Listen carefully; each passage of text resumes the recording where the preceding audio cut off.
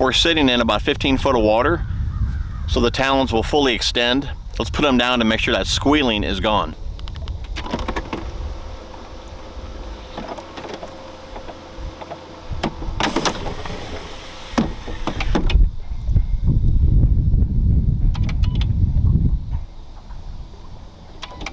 That'll work.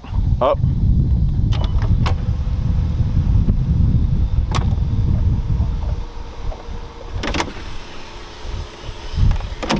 Tackle junkies, what's going on, fellas? Really appreciate you guys clicking on the video. Today we're talking talons versus power poles. I'm going to link a video down below that I made a few weeks back on the issues that I had with my talons, okay? And ever since I've made that video, I've been getting a few messages from you guys second guessing your decision on getting talons. So you wanted to know what are my thoughts moving forward after I've had an issue with my talons. Would I buy them again? Do I recommend power poles over the talons? Where am I at with that? So that's really what this video is going to be about. The short of it, I love the talons. I plan to continue to run the talons.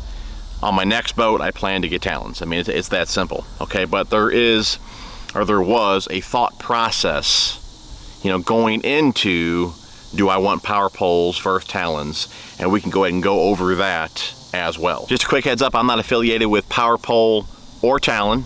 You know, I paid full price for these talons, you know, on my rig here. If you guys are curious, I'm running a 2020 Crestliner XF 189, which I'll link a walk around video down in the description, okay?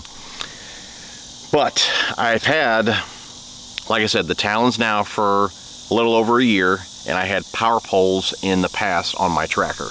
Okay, so I've had both of them. And there's been, I guess, different reasons behind I chose one over the other years ago. And we can go ahead and start there. With my tracker, I swear there's already been a few bass or something that's jumped behind me. I'm ready to cut this video short, okay?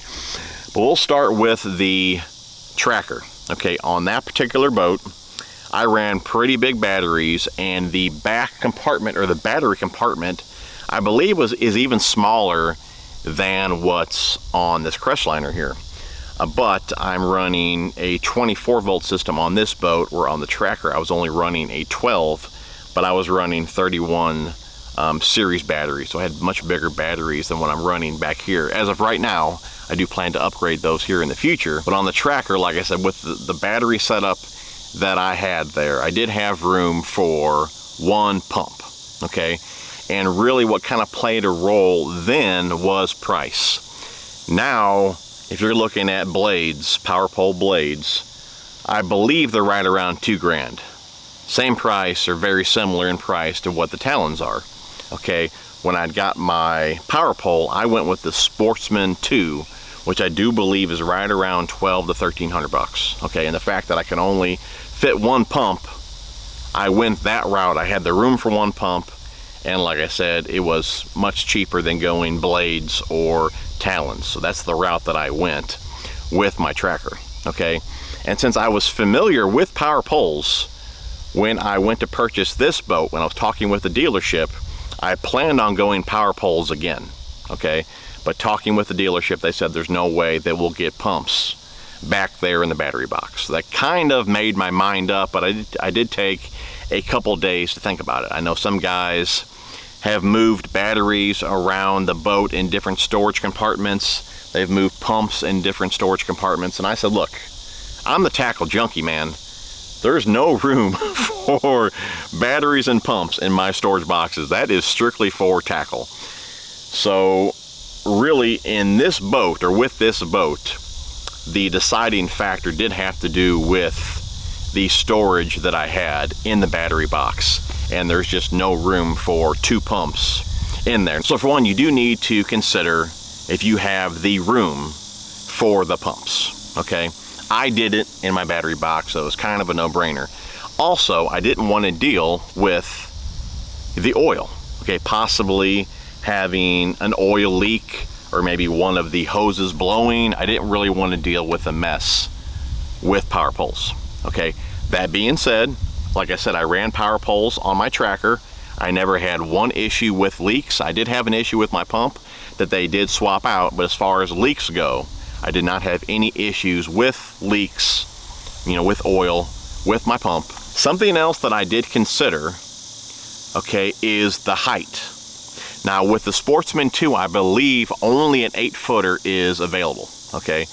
But if you go up to the blades, it could be in the other models, but I do know if you go up to the blades, the blades, I do believe they offer an 8 and a 10-footer.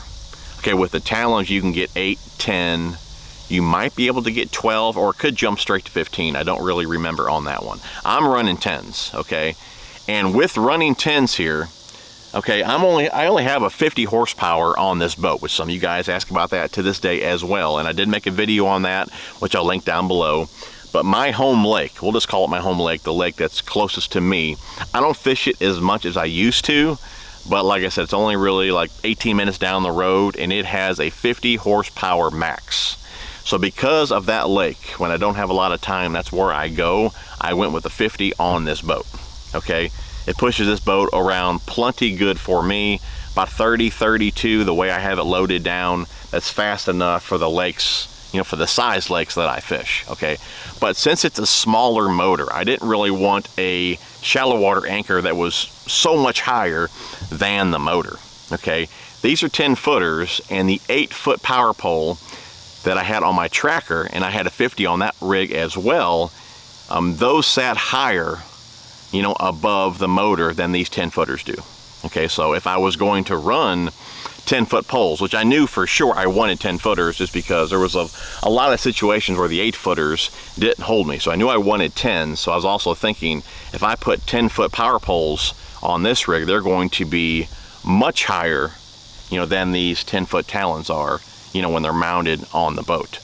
And if you guys remember my garage, the ductwork, I guess because of the type of house that I have, the ductwork runs down the center of my garage. And I can't even tell you how many times that I pulled my tracker out of the garage, forgot to bump down that power pole, and that power pole was wedged up there in my drywall. So I didn't want to deal with that with getting a 10-footer, okay? So I would definitely have to bump them down, but something definitely would have got seriously damaged if I would have forgot. So these here, being 10-footers, like I said, they're still much shorter than a 10-footer power pole, okay, housing would be, and I don't even have to put these down to get into my garage. It just clears it, okay?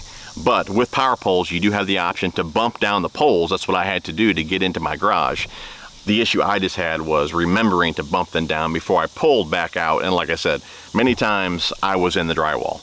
So I do like that these are shorter. The housing itself is much shorter compared to a power pole. So guys, that's really what I considered when I was going from power pole to Talon. But like I said, the main thing is, if you don't have the room for the pumps, you're kind of stuck with Talons unless you want to move your pumps or batteries in different storage compartments. And like I said, for the tackle junkie, that is a no-go. But guys, that's kind of my thought process on power pole versus Talon. I do believe power poles, I mean, they look cooler going down. I do believe the Talons are quicker hitting bottom versus the power poles. They both work great. I don't really have any issues with either. Like I said, when I had power poles, I did have a pump issue, which I did replace one of my pumps. With these, if you guys watched that video, there was an issue, kind of what we talked about in that video, those slides, or whatever those are called, the slides or the pads, whatever it is that runs in the tracks, okay, those are held in with screws that did back out and was scraping the inside of the housing. And like you guys heard in the intro, these things here are as quiet as can be, probably quieter now than when I first got them brand new. They replaced all the slides in both Talons and the cables. And like I said, they're running better than new. And I do believe I had an issue from the jump.